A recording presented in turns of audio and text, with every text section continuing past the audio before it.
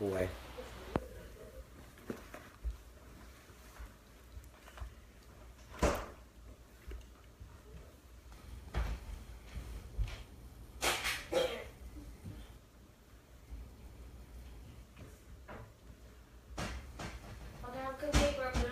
I'm on Facebook Live. Can you? Let me see what she.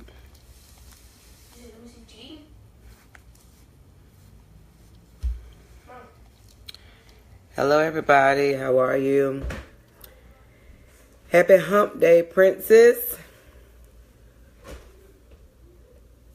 I'm trying to get my butt together over here.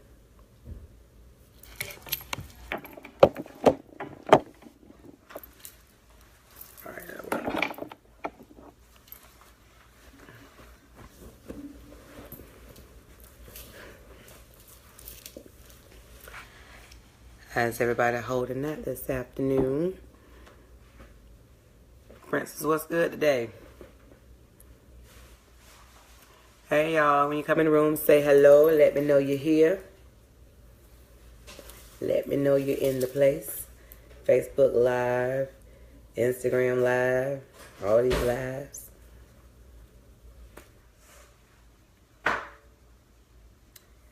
Let me know you're on here when you come in the room. I see Princess and I see people joining.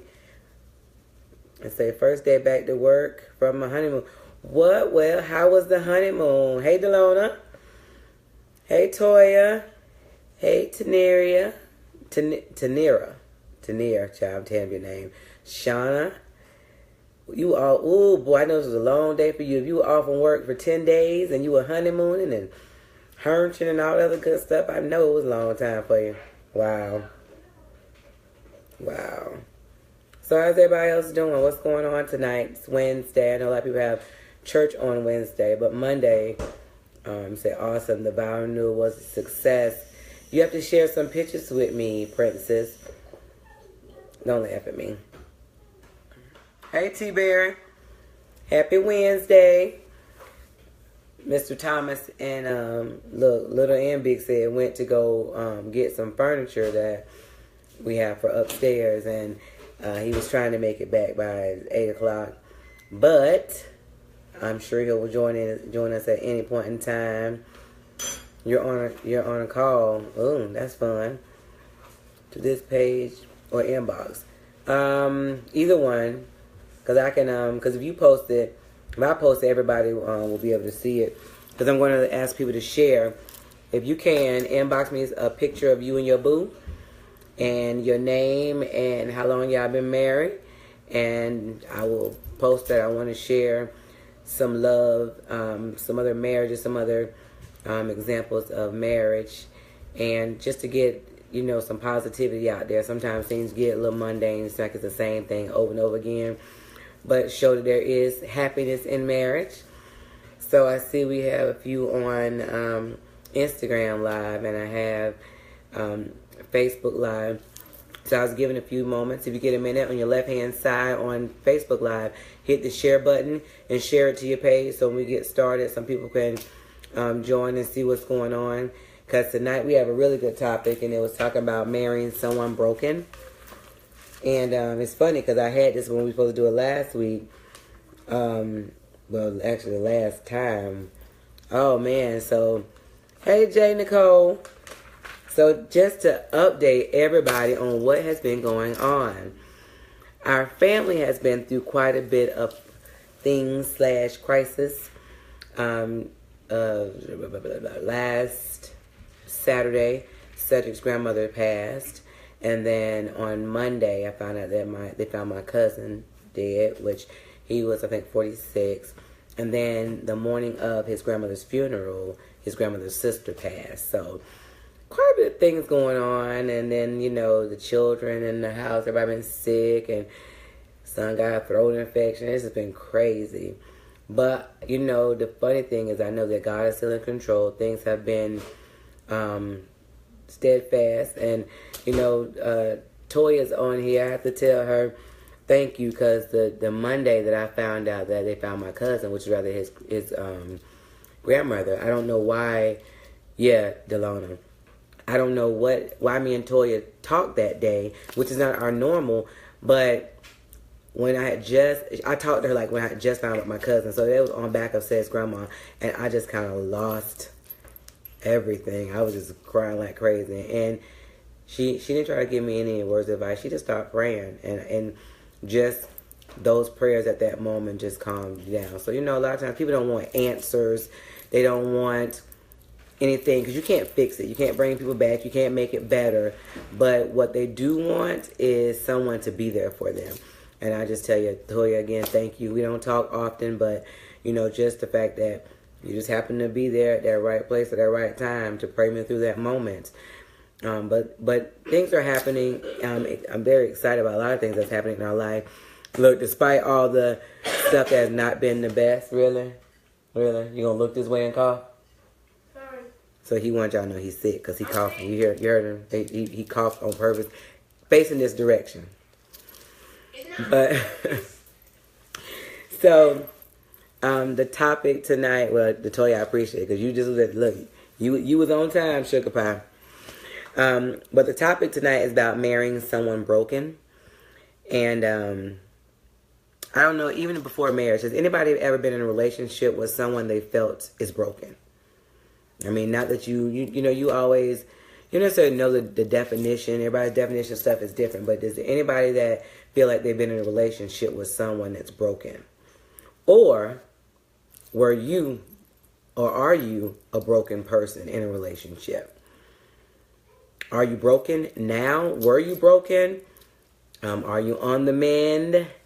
There are stages. And the first step is to admit, finally got a new phone. I can watch y'all. Hey, Danielle. Finally, you say, I'm the broken one. Okay, so T-Bear says she broken.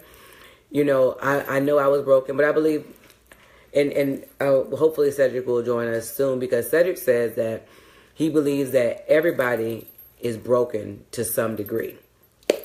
So when I ask him, what does he mean about that? What does he mean, by saying that? He said that things in your life cause you to have hardships and breaks. And, okay, Princess was broken. Okay, so, everybody doesn't mend from everything that happens in your life. If you are broken from a parent, if you're broken from a family member, broken from a marriage, broken from a bad relationship, unless you purposefully deal with that hurt and brokenness, it doesn't heal on its own. Often people just say, when I don't feel it anymore, then it's better. Like if you're in a relationship that's abusive, if he's not hitting you right now, then, well, it's better. Or if you're in a relationship and he's no longer cheating, or you're not catching him cheating, well, it's better. But there is always a core to whatever the problem is. And we often like to decorate the outside, but not fix the inside, the core. You can be beautiful on the outside and rotten and nasty on the inside. So yeah, I'm in a relationship with someone that's broken. Hey Tamika, how you doing? First of all, okay, I know T-Berry says she was, but is anybody else on here feel like they are broken still, or was broken? Because even though I was broken, and I feel like I'm still some broken, but I believe that God is mending those areas. A lot of areas that I was broken in, he's mending. But there is a process in the mend. And it's not an easy process in the mend. And again, on Facebook, if on the left-hand side, if you would take the share button and share it to your page while we're going so people can join us, I greatly appreciate it. So, being in a relationship with someone broken can be stressful because they look for you to, okay, Toy, you was broken, okay. Being in a relationship with someone that's broken, they look for you to be the fixer. It's like, make me feel better, make me feel good. That's why you have so much jealousy and discontent and insecurity. There is so much insecurity and jealousy and all kinds of stuff that's in marriages that has not always been. Hey, Jennifer. Nakunta, she said she's broken. Jennifer said she's broken. And the thing about it is that you don't even know, like, I don't know if you've been in a relationship with somebody broken, you know that oftentimes, no matter what you do, you feel broken still. And special lady, that's fine. Because we all have, like I said, I was broken. I am still in the process of being healed. Like, I might have had 20 areas of brokenness, and now, I might only have 5. So it doesn't mean that, everything is good.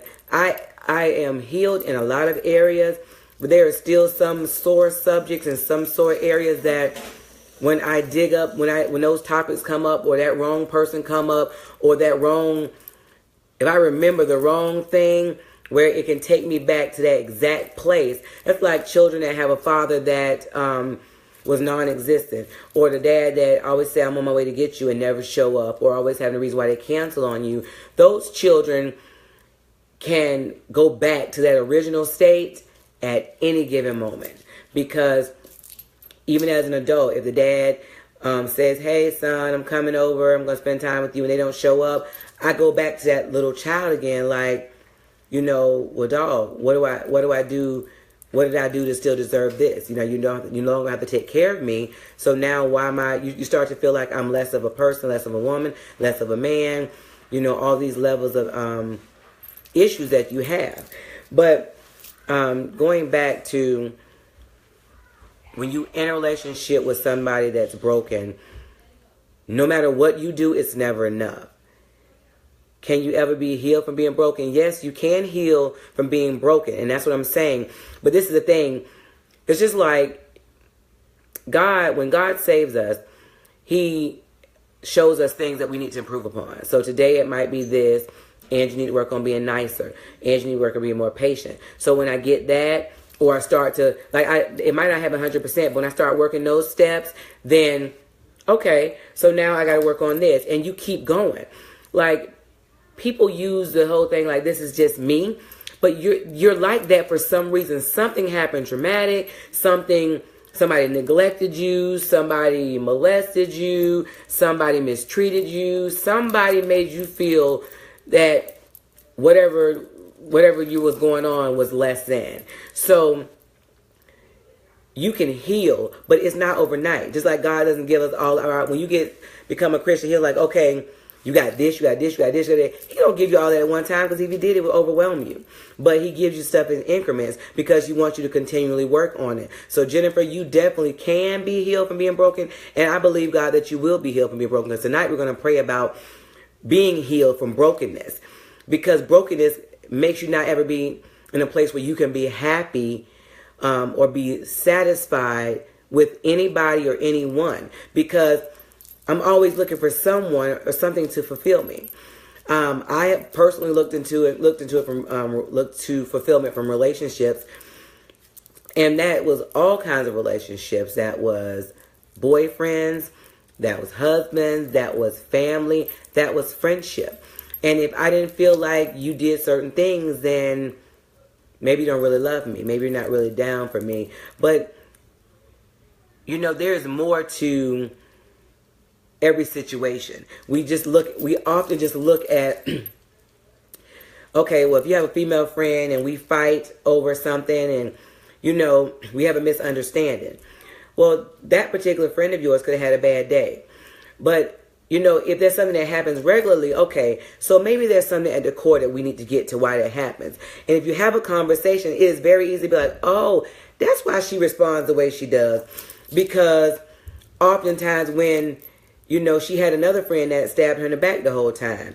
Or she had another friend that was talking about her, so then you kind of start correlating everybody to that same person, and that's not the case. But you have to, first of all, ask God to who to connect with. But you also have to realize that sometimes what we experience and what we feel is not necessarily reality. It's our reality, but it's not necessarily what it is at face value. Because there are bigger issues that may be causing you to respond the way you do.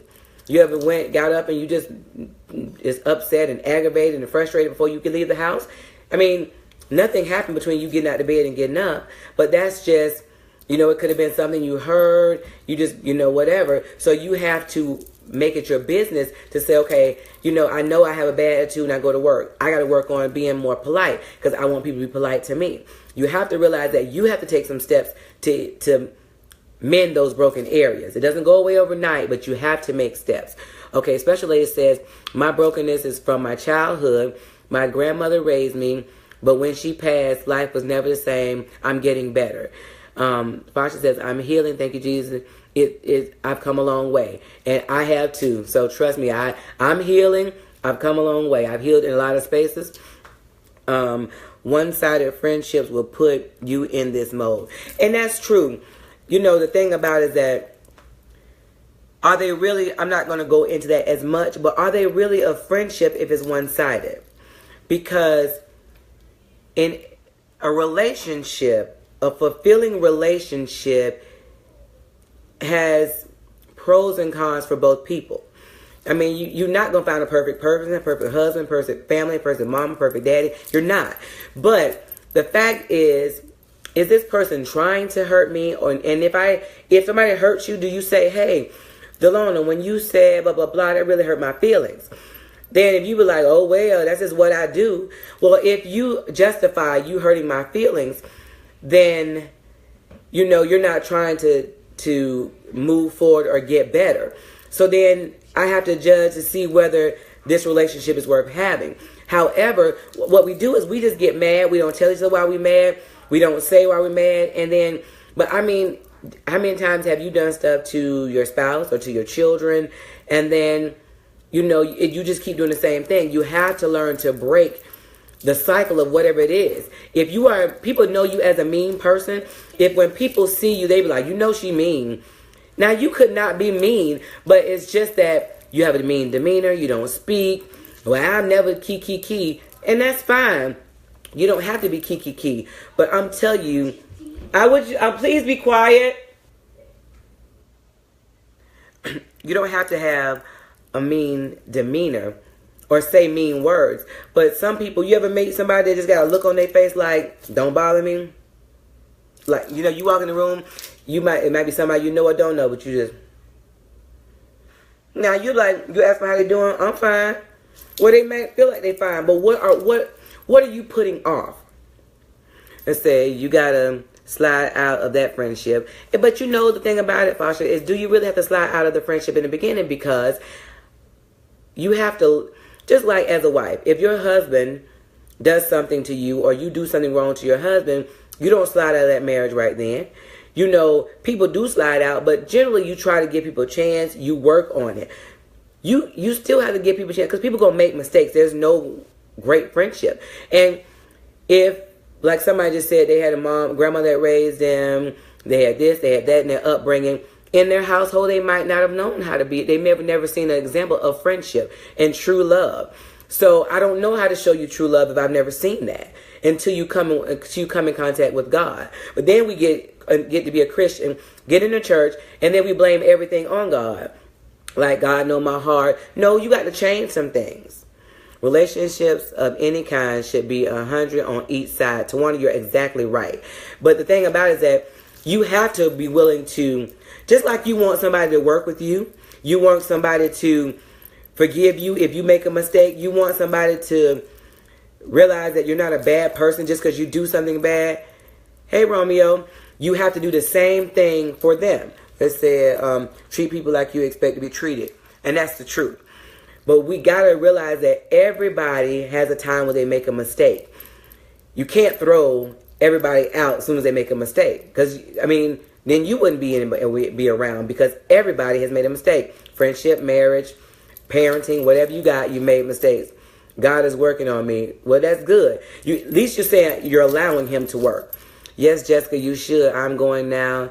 And even after the marriage, we still going. Say, well, Jessica, okay, I missed something. Say, yes, Jessica, you should. I am going now. And even after the marriage, we're still going. Okay, I got to figure out what Jessica said to go with that. Oh, can you ever be here for me? I guess. Okay. So, one of the things, okay, it says, this one, It says, these are signs that you may be damaged. If any of these apply to you, just say me. Or you can put the little hand up. We have to love our spouse like Christ loves the church.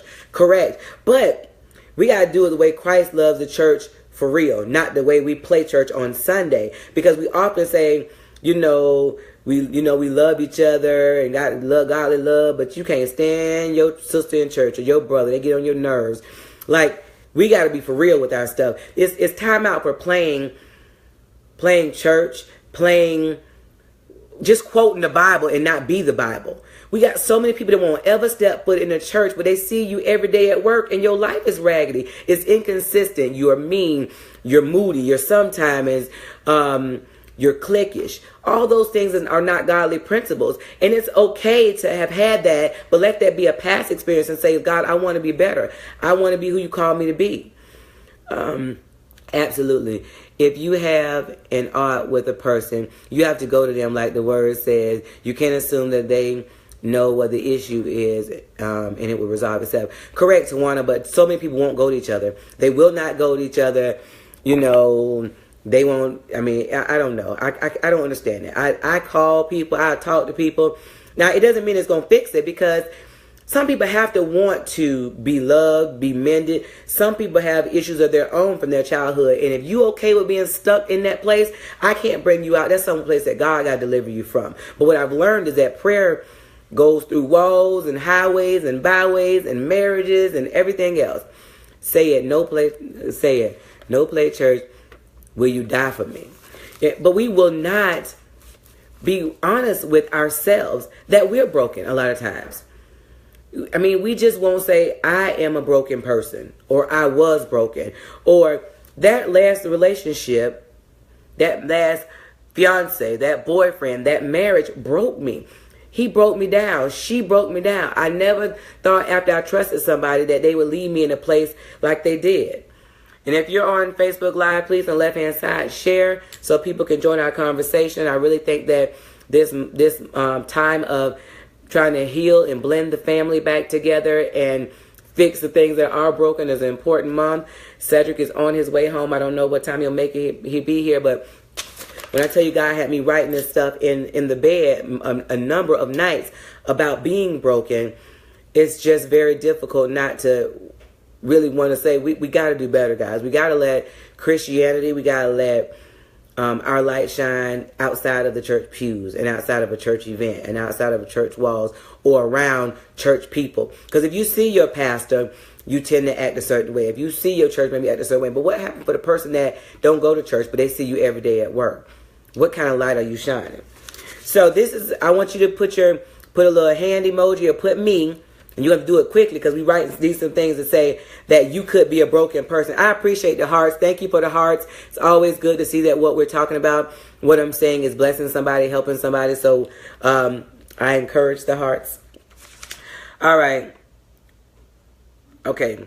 So the first one, if someone has lost your trust in a big way, then you could be broken. You find yourself comparing your new love interest to the person that wronged you. Any one of those two yet?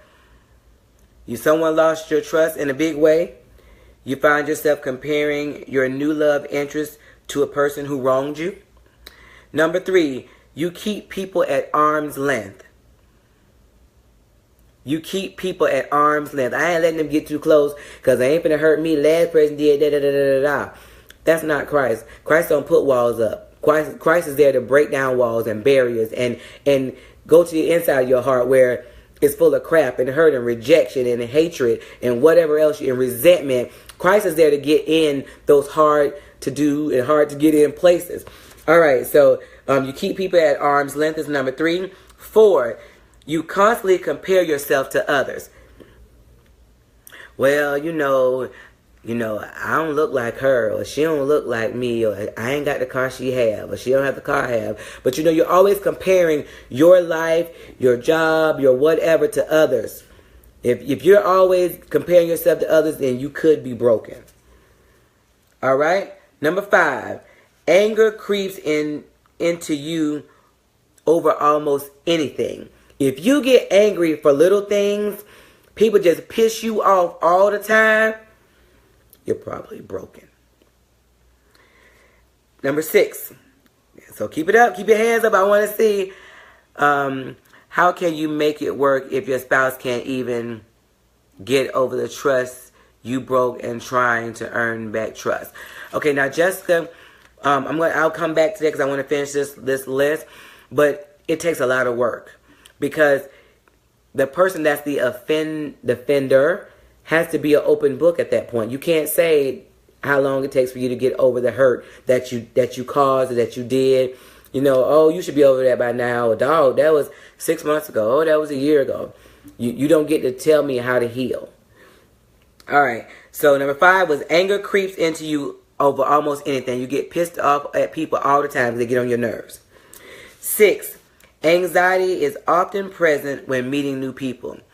When you meet new people, you wonder what they're going to think about you, what's going on, you know, how they're going to handle the situation, things of that nature. If when you meet new people, you have anxiety, you could possibly be broken. Number 7, you had a traumatic breakup. Have you ever had a relationship that broke up real nasty, like real nasty? Whether it was a boyfriend, girlfriend, whether it was a marriage, those divorces can run through the muck and they can sling dirt. I mean, because in the course of a marriage, you share secrets and relationships and you share bed, you share your life. And then when you break up, now you're my enemy. So I now tell everything that I know about you and I now throw dirt. And I'm going to pause here for a second because I want to say this. I really want you not to be that person. If you and your spouse were to break up, don't go throwing dirt. And a lot of times they do it. But this is the key. Can you take the high road?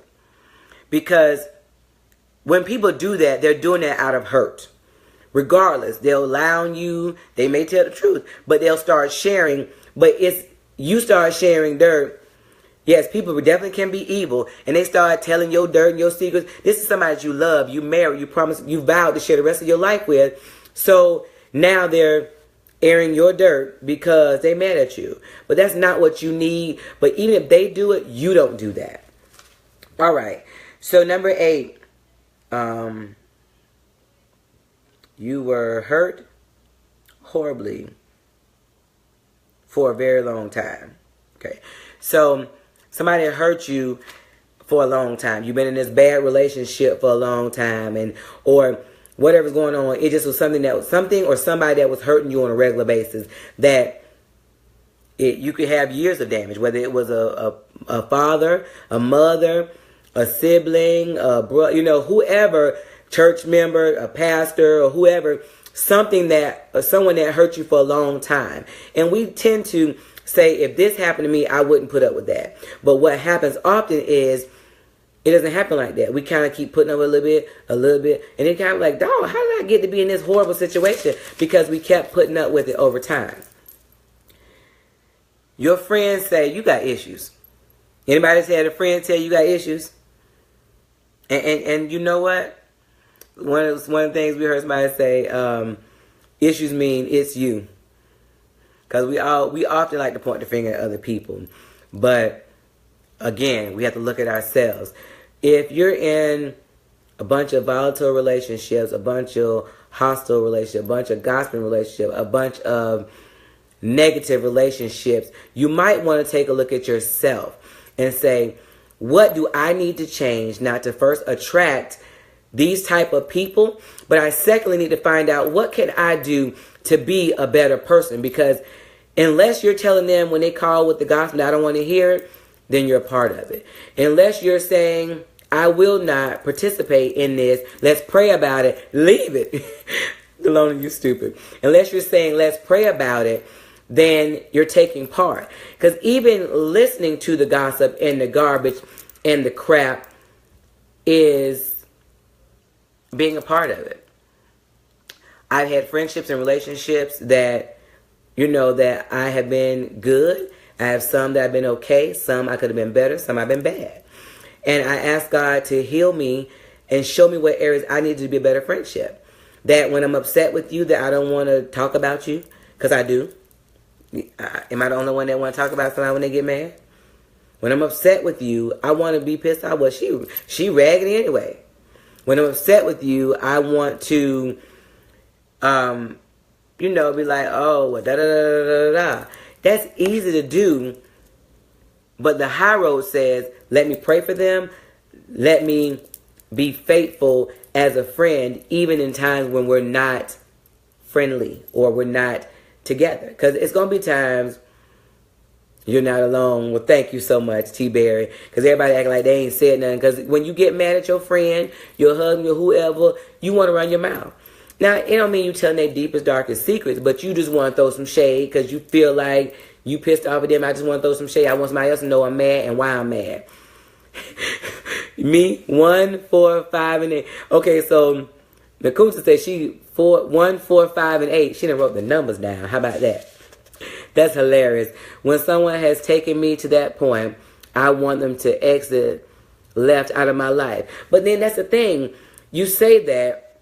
Hurt people, yes.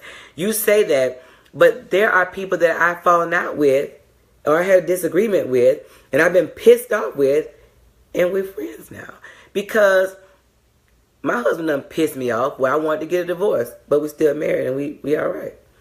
So you don't throw everybody out. You got to, if your response is to throw everybody out that has a problem or that you don't get along with, then you won't have anything. And you want to learn how to develop your social skills. You want to have your relationship with God. Because it's easy just to kick people out and start over. But why? Why did that happen? Why did we fall out? Why did I say that about her? Why did she say that about me? Is there some truth to what she said? Is there some truth to what he said? Things of that nature. You have to start doing some self-reflection. How much of it is you? We love to pass the blame on somebody else. But how much of the crap is your fault? I mean, I would love to just say everything that's happened to me has been everybody else. But a lot of the stuff that has happened has been me. Bad decisions, overreacting, being in my feelings,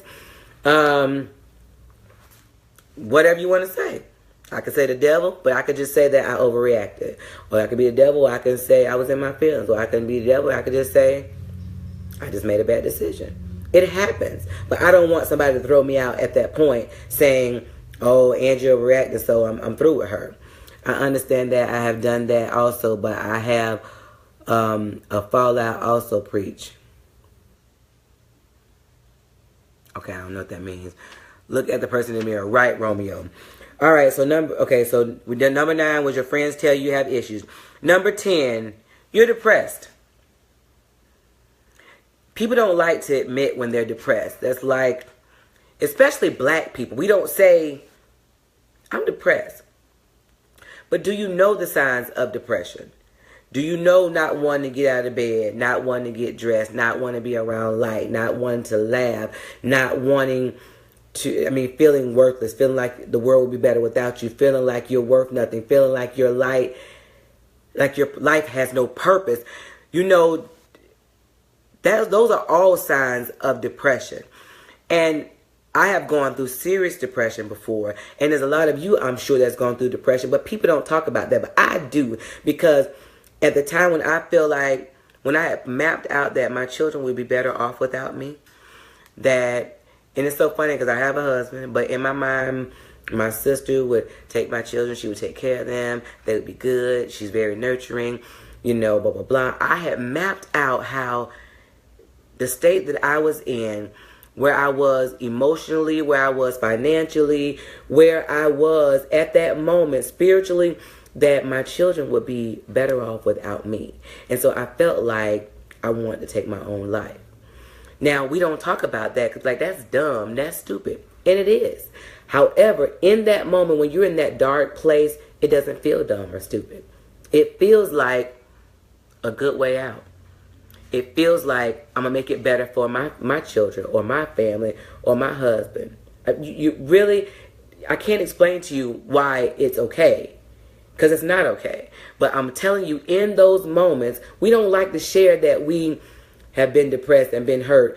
And that we go back and forth through those cycles. But it's the truth. And when we start to admit that, hey, I'm feeling some kind of way that I don't want to do anything. I don't want to get up. I don't want to get dressed. I don't want to cook. I don't want to be a mother. I don't want to bathe. I don't want to go to work. You don't want to do anything, but you only do the bare minimum. Why? Because you're in depression, but you don't want to talk about it. Don't want to be around people. Yep. It said, been there and attempted. Oh, wow. This is a horrible feeling.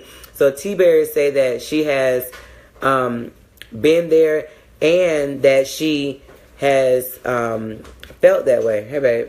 Hey, Sam. That she's been there and she's felt that way. Well, you know, that's the thing, though.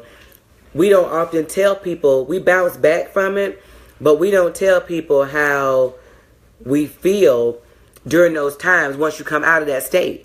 When you're in that state of sadness, depression, loneliness, feeling like you're not important, we don't share when we get over it like, oh, you know, like, oh, you see, Angie and Ced, they good, they been good. You know, they always happy. These came from some hard, hell-filled times. And so you don't help people if you don't share that, man, I've been there. Times I don't feel like being a mother, but I had to put big girl drawers on to do it. So, Bae just walked in. You want to come sit down? They can't sit down with your arm back. Go ahead. Go ahead and get the stuff. I'm going to put it there. I don't know, honey. All right. So, number 11 is if you feel better alone. Now, I don't necessarily... That's one of them things that if you... Really, Cedric? Oh, my God. Now say, hey, the crazy Joe. One of the things is if you feel better alone is what it says. Now, my son doing a dance in front of me. I don't necessarily know. I guess feeling better alone is saying that because we talked about the other stuff about how you compare yourself to other people and things of that nature. T-Bear said, hey, Ced. Hey. I have also felt that way in my first marriage, but in my current marriage, I have been depressed. I've been depressed. It's hard. I'm just so grateful for you that I can listen to someone who knows. You know what? And Mo, that's the thing. People, you know, so many people say, hey, Danielle, and Romeo, they say, Romeo said, hey, Danielle said, hey. The thing about it is that, Hey, me? yeah, I guess. So often people won't share what they feel because it helps to validate that I'm not by myself, that this struggle is not by myself because somebody else has been there, done that, and they made it through. That's the thing. Because then you could say, hey, how did you make it through that? Because right now I feel like I don't see any light at the end of the tunnel, but how do we make it through that hard time? So, all right, number 12 says, you have abused substances. So, let's talk about that. And I'm not going to just say a substance. I'm saying it could be anything, whether it's alcohol, drugs. It could be too much of anything, where you like to party all the time, or you got to just do something just too much. When you start to abuse something, that's trying to take the place of Christ and feel that hurt and that void. That's why you can go clubbing, you can go drinking, you can party all night, have a great time, and come home and feel loneliness. And now you only feel worse because you got a hangover or you're high. And now my problems are here and they magnify along with this headache that I got. So when we're looking for a fix to that void, substance is not what we need at all. We need a little more Jesus. So, all right. So then we're going to go to some types of, there are different types of broken men. Now, I'm going to men, and this is just a category that somebody put them in, but I'm just going to say these things and you can elaborate if you want to. One was a cocky douchebag. Well, we know those kinds. Is a guy that's very arrogant, act like you are blessed to have me in your presence, or you blessed that I picked you to be my wife. You better be glad that I chose you, or I'll let you be my wife. You know, that kind of deal. The Napoleon complex is the short, not really big in stature type of man that can do a lot of things over the top just to take up for his height. The ex-frat.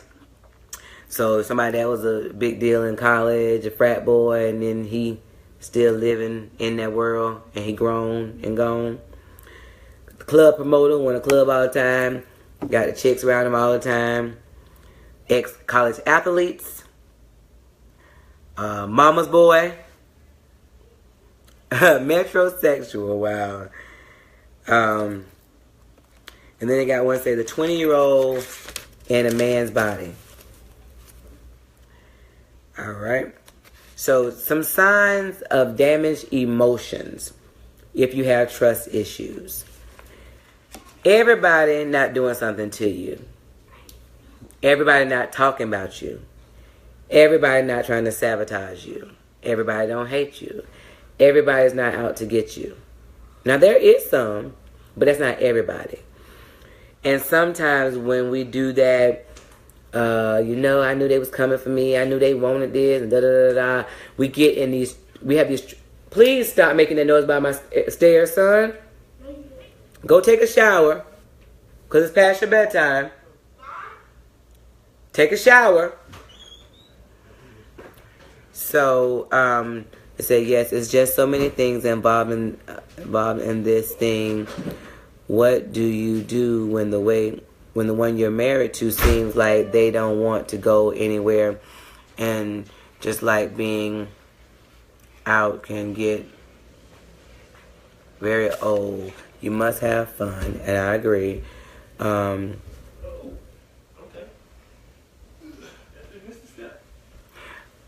Well, Mo, you have to, first of all, have a conversation with your spouse and say, listen, and it's good to always, when you address your spouse, you tell them the things you remember good. Like, yeah, I remember the fun times. If you have some suggestions and stuff like that, I remember this, I remember that, things like that, so that when you tell them what you want them to do, it's not like saying you don't do this, you don't do that, because then the accusatory tone could not go over well. But at the same time, when you say, babe, I remember when we used to do this, do that, and then you start to say, it's more of a I miss you and I miss this aspect of us than all of what you don't do. Say they're bringing back isolation, feel like he's disabled. So, Mo, the question is, did this disability just happen? Sorry to change the subject, but your nails are so pretty. Well, thank you, Tamika. It's always good to hear something positive. Hey, Corinne. I see the babies is giving you a run for your money, honey. You can have that baby stuff.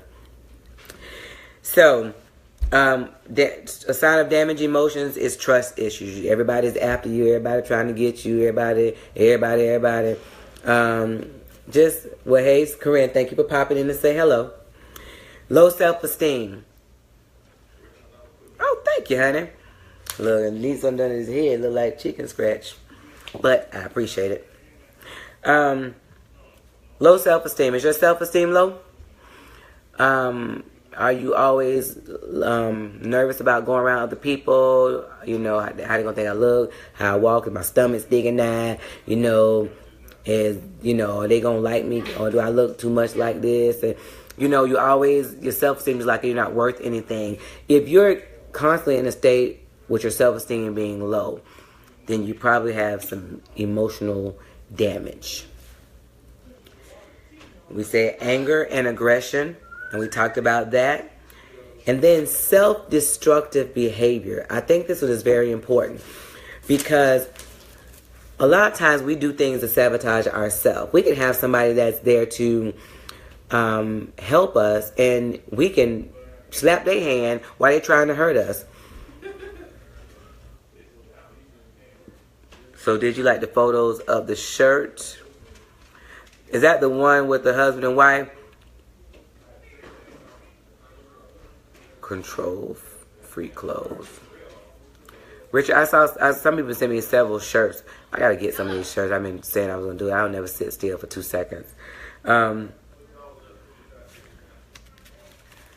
know one of the things I want to say, we tend to equate like I hear people say, oh, she did such and such to me, I thought she was a Christian. Or he did such and such to me, I thought he was a Christian.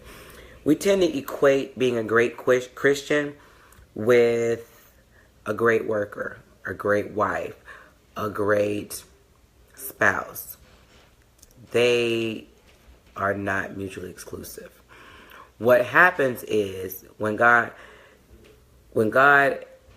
deals with you, okay, let's just say that, and he shows you, you might be you're a Christian, and he shows you different things, and you become this prayer warrior, or you are different things in the body of Christ. You're a minister, you whatever.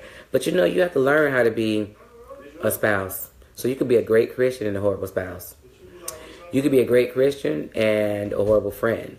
Because I know I love God and quote the word and, read my Bible and listen. But you have to work on every area of life. Now, granted, God goes in all those areas. But there's always going to be an area in your life that God might be speaking to you and you ain't fixing. Or you might not even realize that I'm jacked up in that area.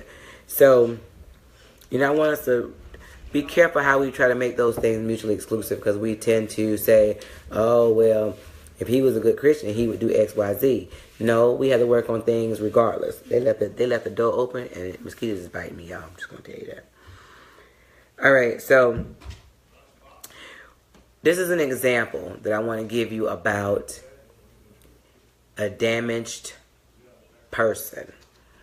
Whether you're the damaged person or your spouse is a damaged person. But I'm going to say if your spouse was a damaged person, right? If your spouse is the damaged person, the question came, can it be fixed?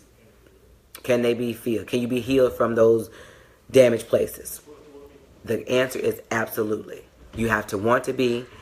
Now, let's take a house that is infested with termites. Once the house is diagnosed as being termite infested, they schedule a date, and they, babe, say it. Y'all real loud, honey. I can't deal with him. So once the house is infested, when they say the house is infested, then they schedule a date and they put a tent over your house. They treat it. They treat the house and they kill the termite. They put a tent over it. Hey, Monica. So you got a house that is infested with termites, which is how your life is when you are damaged goods. You're damaged emotionally. You're infested with all this negativity. You're infested with all this hatred. You're infested with all this stuff. So your house or your spouse's house is infested with termites. So it's diagnosed. We put a tent on it. They treat it. Usually it's like a week or so.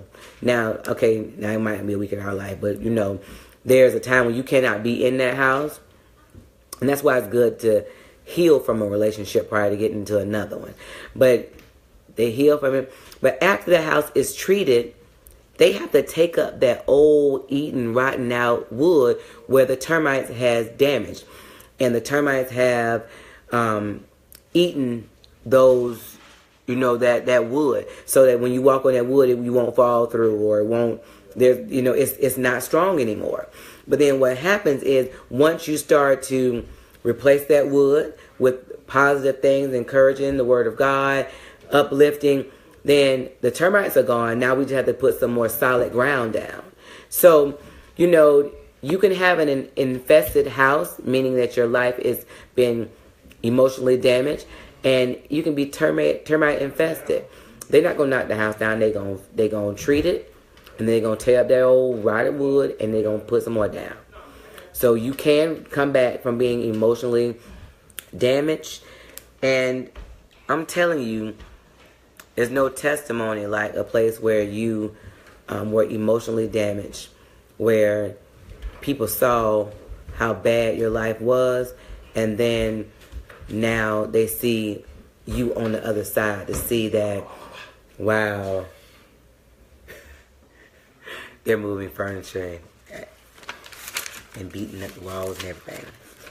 But there's you have to realize that we all have areas that we have to improve upon. And no matter how bad things seem at that time, they can always be better. Jesus can be that tent. You're talking about being treating your house for termites. If your life is emotionally damaged and messed up, hey mom, then Jesus could be that person, that treatment. But then after it's treated and the termites are all killed, it does not just automatically is okay. If you had a house that was made of wood, then you have to look at, okay, so now we got to tear this raggedy, eaten up, weak wood so I won't fall through, so that now I can enjoy my house again. So, you know, marrying somebody emotionally damaged is, I really, oh Lord, don't drop it on me, Jesus. Oh, hold on, I got to go open the door. What you did? Stuck my hand twice. Shoogie boogie. Shoogie boogie. Can you open the door? I open the door. Y'all messing up my blanket. I see my blanket, y'all. It's a black love blanket. Since they made me take a commercial break, this is my black love blanket. I like. So anyway, talking about being emotionally damaged, you know, just the whole thing is to say that if you are emotionally damaged, hey, come shut the front door. If you are emotionally damaged, if you have been emotionally damaged, you don't have to stay that way. You can be healed, but it takes intentional. Demerit might kick you. I'm talking about, hey Troy. So you can be, if you know, we often start our marriage off in the wrong way. And what that does is leave our spouse, male or female, damaged. If you talk to your wife, talk to your husband, you can have a lot of things they can tell you that, you know, he did this. Hey, come shut the door. He did this, he did that, whatever. And it can be 20 years ago. They can bring it up like it's yesterday. But the thing is that you have to work on moving forward. And thank you, Demeric. I appreciate it. Look, Cedric moving furniture, so he's not on our broadcast tonight. Him and Lissa here. Oh Jesus, they bring it. It look like it's too big for the door. See, I don't do furniture. That's not gonna fit in here. I'm gonna act like I don't. They let bugs in. They let bugs in my house.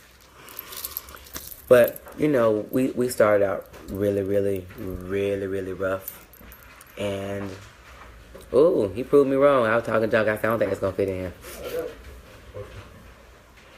But at the same time, you know, anybody have anything they want to talk about? We were talking about, oh Jesus, about healing from or being in a relationship with somebody that's emotionally damaged, because we like I said, we all are emotionally broken to some degree from something that we had, whether it was a relationship, a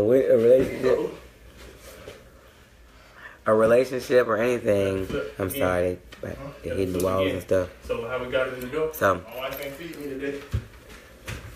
Your wife ain't feed you, really, dude? You ain't grown? I been at work. Stand up like we did the couch. I got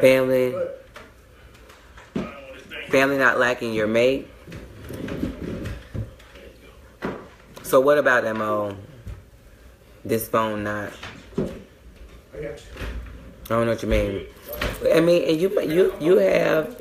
Oh, you say a family not liking your mate. You're saying about talking about that because it can happen.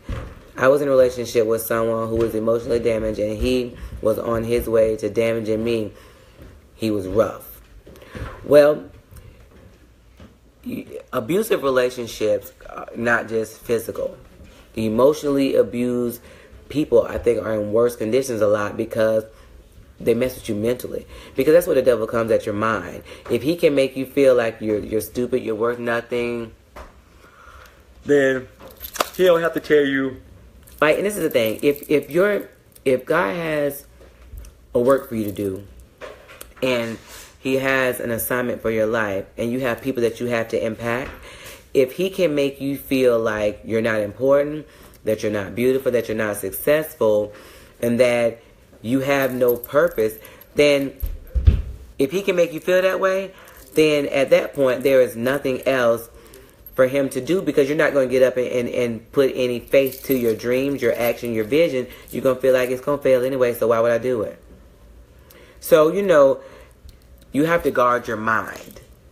And, if you're in a relationship that's emotionally damaged or damaging or it's abusive, whichever way you want to say it, you got to get some help. You got to find a way to try to talk to him or talk to somebody or get somebody to talk to him so that you guys can move forward. That's all? No, not it.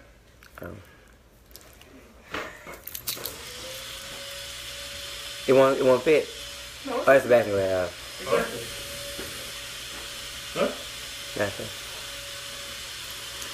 Yes, goodness. He was very jealous, and no matter what I did to console him, he was still the same. I would just shut down until I get up the courage to get out. Here's the thing. You're going to always...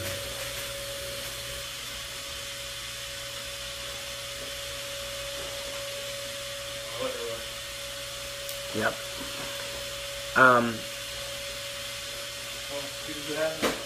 Okay, when a person is emotionally damaged, nothing you do is going to please them until they get healed from that. That's why you see people have to overdo it. They got to, this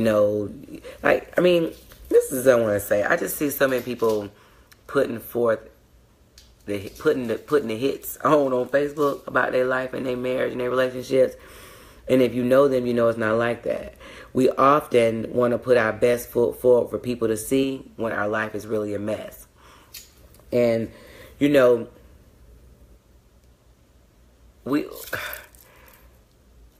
people that you're in relationships a lot of times with do have baggage. And sometimes we be so in love, or the sex is good, which you should wait till you're married, but you don't. So sex is good. So you marry somebody that's broken. And they bring that brokenness into your marriage. And then you are left trying to figure out, how do I get out and not lose my sanity? How do I survive and not lose my life? But they're just so, God, there's just so many levels of incompetence. Incompetence is not the word I was looking for. There's so many levels of, I don't even know the word I'm trying to find out.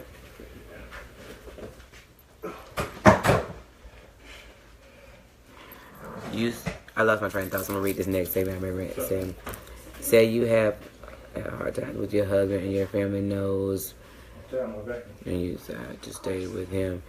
You don't want to be around, cause depression or something. Well, Mo, this is the problem. You can't share when you go through. You can have somebody that's your confidant, but that's why it's important that you don't share with your family and your friends what's going on in your marriage. Not if you were abused and then not talking about that. But if you are in a relationship, and me and Cedric got into it, I messed it up early on. I used to tell my family stuff that was going on early on, but then I would be over it, hunch you made up, and then they still around him looking at him sideways.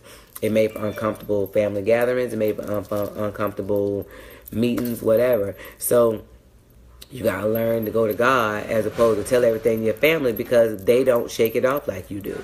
You're gonna give your spouse more leeway and grace than somebody else would, because it's because they care about you and they want you to be happy. But sometimes going through hell come before happy, and sometimes you part of the hell. Sometimes it's not always your husband. Everybody has faults, so sometimes it's him, sometimes it's you, sometimes both of y'all. Sometimes y'all both need to grow up. Sometimes you both need to get y'all life together. Somebody need to tell you to get it together. But if you don't have that kind of person in your life that say you need to grow up, if you don't have that, then you're going to be in a bad situation on a regular basis. But you got to have somebody that's going to check you. I'm a firm believer. I tell people all the time, we do, the couple sessions and stuff, and I tell them, you don't want the truth, don't come to me. Because I Because I'm on the side of marriage, I don't even know how to fluff you. I don't even know how to give you, whatever. Like, sometimes you just say, you know what, that was just too much. Grow up. When you got somebody, when you have a husband, these people got husbands that go to work, come home, you better do that phone so I can cut that ring off. Go to work, come home, not running the streets, not doing all kind of crazy stuff, and you mad because he don't hold your hand when y'all go outside. My husband don't hold hands, and I would like him to, but he don't hold hands. But when you start weighing your pros and cons, and your good outweigh your bad, you might want to rethink that, because there's always somebody in a worse situation than you are. So it's not, he bad in this area, so I don't want to deal with him. How many areas are you bad in? How many things do you need to improve upon? That's the stuff that get me. We love to point our finger, but what would your spouse say about you? We're saying that they're emotionally damaged. How about you? How jacked up are you? So this session, I moved it from Monday because, I told you we've had so much going on lately. I moved it from Monday because of all that's going on. And, the funeral for my cousin is Friday. And, I'm not saying that life isn't hard and you don't go through things. But what I will say is, when you first of all are self-reflective and look at yourself, you'll stop pointing the finger so much, because you have a lot of areas you need work in. It really drives me nuts when you hear a person just always talking about, my spouse need this, my spouse need that. Well, what do you need? Because they can't just be doing 100 things and you doing nothing. Because first of all, there's no perfect person, and there's no perfect person, there's no perfect spouse, there's no perfect husband. But if all you can tell me is your spouse did 100 things wrong and they need to get it together, I'm going to ask you, what do you need to work on? Because I'm telling you, if the time that I was mad at Cedric, and my concerns and my issues were legitimate. But it's not about being legitimate. It's that God's told me to work on me. I had to check me. I had to fix me. And that's what I did. And so, working on me, I started seeing things change. I started seeing God change things in my life, his life. And then, tell Shawnee, I said, please bring it down. Okay, I said, tell Shawnee talking loud. Just wait. My husband is going me what I want. He needs to hold my hand and compromise. Well, I won't touch that, Cheryl. Because sometimes we have to pick our battles. Everything is not worth a fight. Does it mean that you shouldn't want that? Not at all. Does it mean that you won't get that? Not at all. But I always tell you, I like to talk to the spouse when it comes to stuff like that, because we can always point the finger. We can always say what they should do better, they should do more of. But in those times when you talk to the spouse, generally you'll be like, oh, so you got some junk, you got jacked up too. So, ask God to fix you, to touch you, to heal you, and to teach you how to be a better wife, a better husband, a better co-worker, a better friend. And watch him do it. Really. And, I really thank everybody for being on. We're just trying to, we realize that so many relationships and marriages are, I'm not settling. I think both should improve in the area. Well, Cheryl, settling about your husband holding your hand, if he's a good husband, is stupid. There's so many other things that's important that if I would love for Cedric to hold my hand. But when I have to realize that I have a good husband, I have a husband that's home with the children, a husband that loves me, a husband that's in times with me. I have a good husband. So do I want to cause that much? I still express to Cedric I want him to hold my hand. And he will hold my hand from time to time. He's doing better. But it's not settling. Because you married him and he didn't hold your hand when you married. So that because you married him, you knew what you got, and if you didn't, then you didn't do your due diligence. So that's your job to be praying to ask God. But that settling stuff, we talk about settling for the wrong things. Settling for stuff that's big issues is one thing, but settling about holding hands, that's so petty. It really is. That's the example you gave. Yeah, he did. Okay, I don't understand. I'm just saying that we often focus on the spouse instead of ourselves.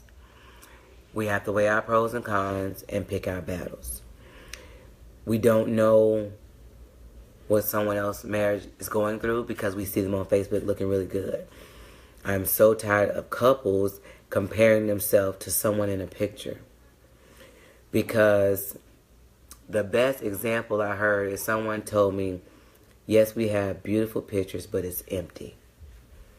So we can look really good in the picture, but there's no love there. The picture just looked like it. There's the picture there, but there's no connection there. And we've learned how to put on filters and, do the right angle for our marriage, our relationship, our pictures, but there's nothing there. So, tonight I ask you to, look at some of the stuff we talked about. Are you damaged? Again, on the left-hand side on Facebook, if you share your timeline, because if somebody else is in a relationship with somebody damaged, or if they're damaged, I want them to be able to watch this and listen. But if you're damaged, I gave you all those different numbers, if that applies to you, it can be changed. We can treat the termite house and tear up that old wood and put some new one down and have a strong foundation with Jesus. So I'm saying that life is difficult. We have had bad experiences growing up, whether it's in childhood, adulthood, work, family, relationships. But at the end of the day, God can heal all of those things if we focus on ourselves as opposed to other people. So I'm going to say good night. I am going to make sure I feed my family, but my husband and my son. Why can't we just have great marriages and it's not a filter? Okay, so first of all, Cheryl, I didn't say that if you have great marriages, that it has to be a filter. I said I'm tired of seeing the ones that do. You came on late and then you're jumping in with accusatory statements. So it'd be nice if you would either watch the whole thing or listen to the entirety of what I said, because you're going left on what we're talking about. I said I'm tired of the people that are faking. There are people that have great relationships, that have beautiful pictures. And some people have beautiful pictures and they go through ups and downs. That's not what I'm saying. I'm saying we compare ourselves to other people's pictures and relationships. We've learned how to filter. And if it doesn't apply to you, it doesn't apply to you. But, I'm trying my best to keep my, please do. Because, I'm trying to share what God has given me. And it does go a little left when, your comments just seem like you angry or that I'm attacking you. I don't know who's on this broadcast. We've had, 60, 50, 20. I don't know who's on this broadcast when here. I'm just talking about relationships in general. And somebody needs what I'm saying because God told me to say it. If it's not for you, then by all means, you do not have to be on this broadcast. But I am going to do what God told me to do. And he told me to help people. And part of helping people is to realize that people put on filters. I have put on filters. And it's something that people do all the time. Not just in my marriage. I put on filters with who I am. When I'm hurting.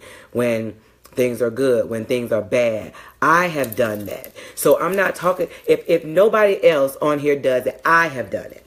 I've done it in motherhood. I've done it in marriage. I've done it in my walk with Jesus. I have done it. I put on filters and faked. So forget anybody else, Cheryl. I have. So I'm saying that we should not, and I should not have, and I make sure that I'm no longer putting myself in, I'm not measuring myself, my relationship, my Christianity, my marriage by you, or and you mean not you personally, any person that puts their pictures on Facebook, any person that does anything that I see, I am not I'm not measuring my life by someone else's standard. Empower people, do what God called you to do, do not harm. Cheryl, what you're saying is absolutely crazy, and you are being used right now. And I really, either the comments gonna stop, or I'm just gonna block, because that's just silly. I'm telling you, if it's nobody else, I'm talking about me. So do you understand how many thousands of people that we help and deal with on a regular basis? I don't really think you understand the totality of what we do. I mean, we have 27,000 Facebook followers. And we come on weekly. And this is not any shade or anything. This is God's glory. We got people in our inbox. We got all kind of stuff. And they say what we said helped them. Our honesty helped them. So I'm going to speak for me. I put on filters. I put on masks. I pretended. But I'm no longer pretending to get somebody else to like what I do. Or to get somebody else to be okay with my marriage. Or to get somebody else to be okay with my life. My measure and my meter is only Christ. That's it. Guys, you have a good night. I really hope that you have been able to be impacted and learn something. Sorry Cedric couldn't share with us tonight. They were moving the furniture. But again, you know, this whole series about repairing damage.